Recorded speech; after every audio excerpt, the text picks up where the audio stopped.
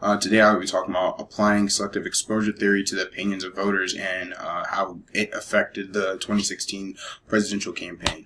I looked at the Republican side and Donald Trump's viewpoint of selective exposure, not necessarily what he thought about it, but what his voters thought about the opposing side, as in Hillary, and what they look at and what they see in their presidential elect and how they view him compared to the other side. And I want to see exactly what people think about the opposing side and why they're so biased to hearing opposing arguments.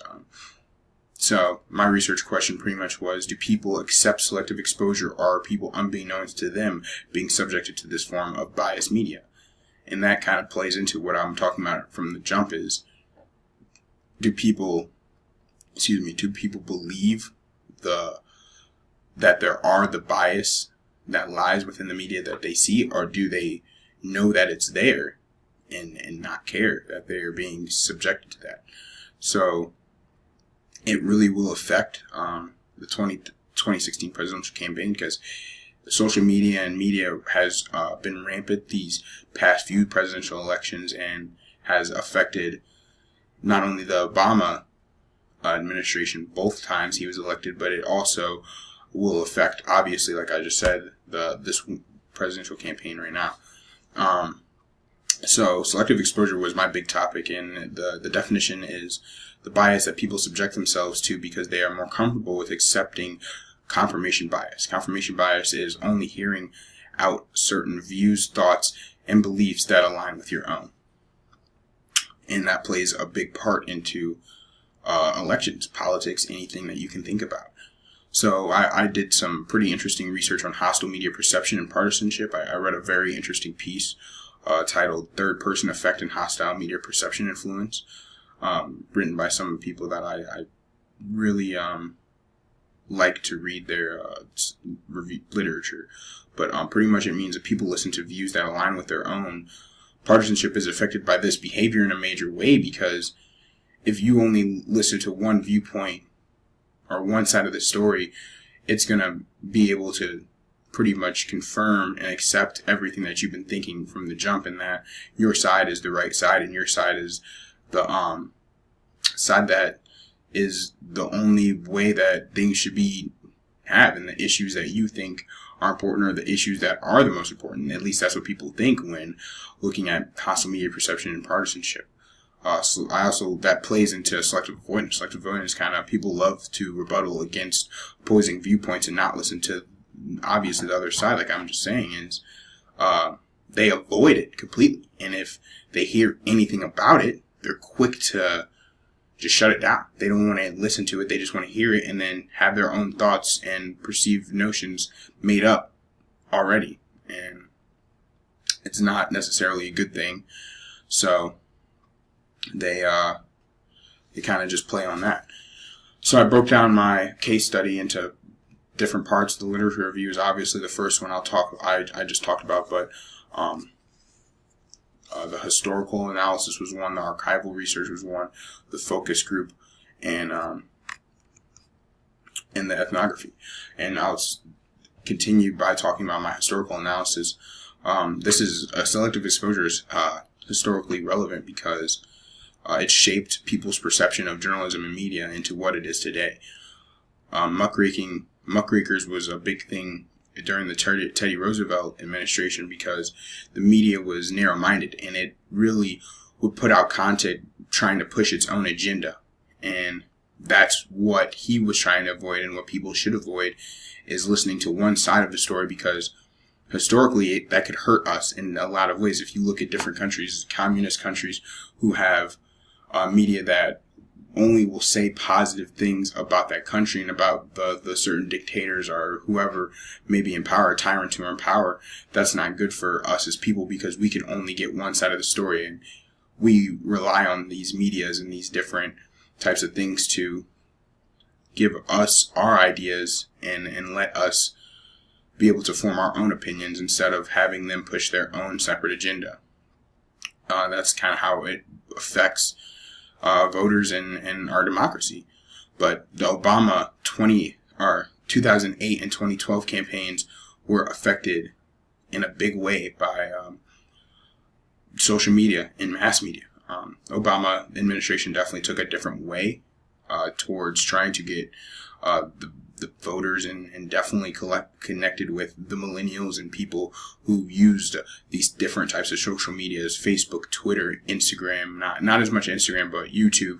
Definitely a lot of these different medias that my generation and people younger than me and people who are a little bit older than me listen to and like and read, and try to make their own opinions off these different medias. Definitely changed the way people look at presidential elections. It changed the way how people can perceive presidential candidates, because they get necessarily a one-on-one view and they feel as if that presidential candidate is connecting with them personally, and they feel like they can identify with him or her. So yeah, historically, selective exposure, selective avoidance, those different types of things have affected our country and have affected different types of bias in media. But moving on to my archival research, I used a summative method, meaning that I searched for one specific topic, theme, trend, whatever that may be, and mine happened to be partisanship. I wanted to research that more so in newspapers for sure. I used the New York Times. Paul Krugman was one of the writers that I looked at, and he had this idea of negative partisanship and how polarization can play into this negative partisanship of how we just don't listen to the other side, how we don't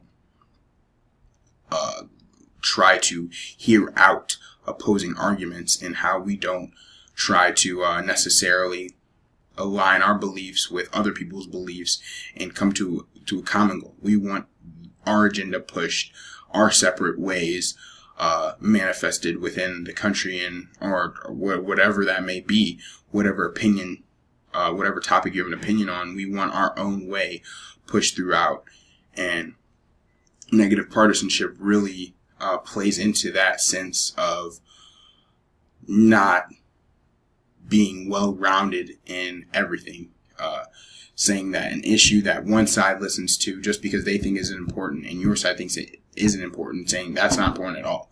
I don't have to listen to that side, and I don't have to listen to that argument because I already know what my side feels about that, and we understand that that's the wrong viewpoint. So, like I said, people of opposing opposite opinion more than they enjoy their own.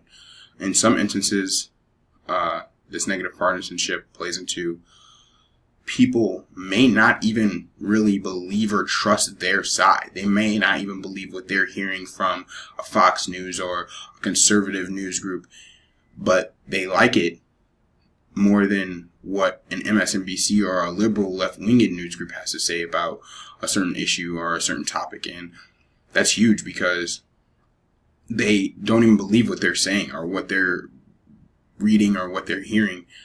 They're so quick to denounce the other side that they don't get to hear the positives that come from that side. That idea of polarization and negative partisanship definitely was prevalent throughout the research groups. Let me talk about what research groups I looked at. I looked at Frank Luntz focus group and John Dickerson focus group. So a group of a good amount of people. The John Dickerson focus group was definitely larger. Had had about 25 people. The Frank Luntz focus group only had about 10, 11 people. So different sizes of focus groups and definitely different takes on it. Within this focus group research, we saw a lot of undecided voters, a lot of problems with party affiliation, and a lot of cognitive dissonance that plays within those two other topics I just mentioned. A lot of Democrats, especially here in the Valley, switched to the Republican side just to vote for Donald Trump because they felt that sense of cognitive dissonance. They looked at the landscape of the Democratic Party, and they necessarily didn't believe that it was going in the way that it had been in the past 10 or 15 years. They felt like it was different. It didn't appease them. So you definitely hear the lesser of two evils a lot. Even when those Democrats switched over to the Republican side, they weren't totally for Donald Trump. They just were for against the other candidate. And you definitely saw the lesser of two evils in that. All these ideas of party affiliation, of party identity, cognitive dissonance plays into each other. Depending on how these votes looked at, they could even be depending on how these voters looked at that, they could be skewed in a different way. Because if I'm a Democrat and I go to the Republican side, I look at the Democratic Party in a skewed way. I necessarily left them for a reason, and looking back at them, I might say, hey, that is wrong because they're not who they used to be, and they're not who we thought they were. So that definitely hurt that side a lot, and plays into the overall idea of selective exposure, because it could all hurt or help someone depending on how you think about it. Definitely looking at the ethnography side of it, I did a directed analysis for this also, meaning I looked for different definitions and different themes and trends, but I only used a few, still under that house of, partisanship, polarization, selective exposure, selective avoidance, confirmation bias. Definitely looked under that roof of definitions for the ethnography. I joined a few Facebook groups, one MSNBC News Junkies, and the other Boycott CNN and MSNBC. So for this, I looked at different media bias. What I say is definitely people from two different parties looking at the other side in a very biased way. I found a lot of partisanship. I found a lot of selective avoidance, for sure. People who didn't necessarily agree with other people in these Facebook groups and Facebook communities would be kicked out. They didn't even want to hear what these people had to say. It was, and it got so angry and it got so heated in the groups that they would have very long posts talking about, different ways that the other person was wrong. You could really feel the bias in the group and what people had to say and how they didn't listen to the opposing viewpoints. So, definitely a lot of same themes and trends I found throughout a lot of my research. And like I said, the media and partisanship are huge, because the media can definitely play into that, and that's viewed by what I saw, and you could just tell by the title of these groups, Boycott CNN and MSNBC. I'll give you a wild guess to who joined that group and who created that group. And MSNBC News Junkies, obviously people who take in a lot of MSNBC. So there's that. And to kind of conclude what I found, I found a lot of interesting facts. A lot of my themes and trends throughout my paper connected very well, and it was fluid. And you could tell that there was a lot of research done on this topic, but at the same time, pertaining to this election, it was even more interesting. People really discount the opposite opinion and subject themselves to what they believe, hence connecting to my research question. And my research question was, obviously, do people know that they're being subjected to this media, or do people not care at all? People do. In my conclusion, I think people do subject themselves to this media, and it affected this election, and it has affected elections in the past. And if you look at the cognitive dissonance, if you look at the polarization, the extreme partisanship, the negative partisanship, the selective avoidance, the confirmation bias within that whole theme under that whole theme of selective exposure, people really don't care what the other side has to say, and they're going to only agree with their thoughts and beliefs most of the time. And even if they do feel like the people who they originally grouped with isn't right, then they'll go to the other side and have a skewed view at the original party that they affiliated with. So, very interesting stuff.